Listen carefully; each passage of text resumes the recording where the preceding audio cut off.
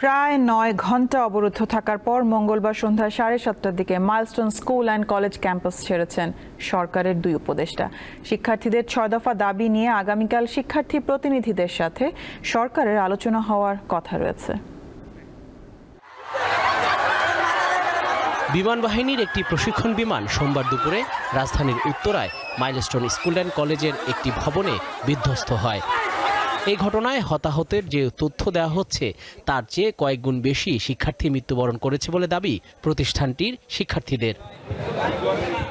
শিক্ষার্থীদের অন্য দাবিগুলো হচ্ছে হতাহতদের নির্ভুল তালিকা ও নাম পরিচয় প্রকাশ, ক্ষতিগ্রস্ত প্রতিটি পরিবারকে ক্ষতিপূরণ, বিমান বাহিনীর ব্যবহৃত ঝুঁকিপূর্ণ ও পুরনো প্রশিক্ষণ বিমান বাতিল, প্রশিক্ষণ পদ্ধতি ও কেন্দ্র সংস্কার এবং শিক্ষার্থীর গায়ে সেনা সদস্যদের হাত তোলার ঘটনায় নিঃশর্ত ক্ষমা চাওয়া।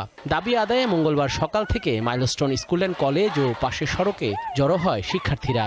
কয়জনের ইনজিওর হয়েছে, কয়জন মারা গেছে এটা আমাদের জানার অধিকার আছে।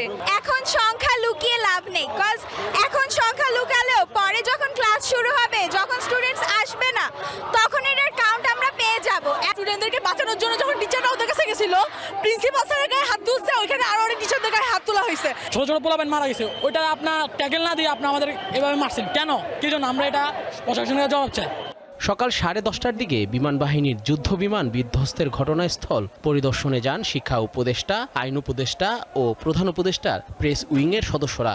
তারা মাইলস্টোন স্কুল অ্যান্ড কলেজ ক্যাম্পাসে ঢুকে ঘটনাস্থল ঘুরে দেখেন। পরিদর্শন শেষে ফিরে যাওয়ার সময় 2 উপদেষ্টা ও প্রেস সচিব শিক্ষার্থীদের বাধার মুখে পড়েন। পরে তারা কলেজটির একাডেমিক ভবনে অবস্থান গ্রহণ করেন। এ সময় জড়ো হওয়া কয়েক হাজার শিক্ষার্থী একাডেমি ভবন ঘিরে বিক্ষোভ করেন। বাইরে তখন উত্তেজনাপূর্ণ পরিস্থিতি। এমন অবস্থায় শিক্ষার্থীদের সঙ্গে আলোচনার চেষ্টা ব্যর্থ হয়। আইন উপদেষ্টা দাবি মেনে নেওয়ার কথা জানালেও উত্তেজনা প্রশমনে খুব একটা কাজে আসেনি।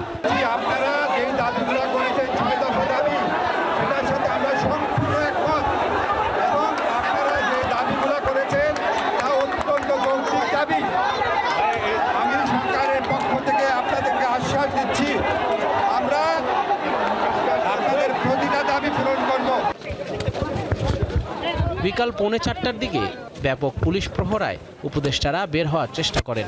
গাড়িতে 10 মিনিট অপেক্ষার পর শিক্ষার্থীদের বাধার মুখে উপদেষ্টারা আবার মাইলস্টোন কলেজ ক্যাম্পাসে ফিরে যান।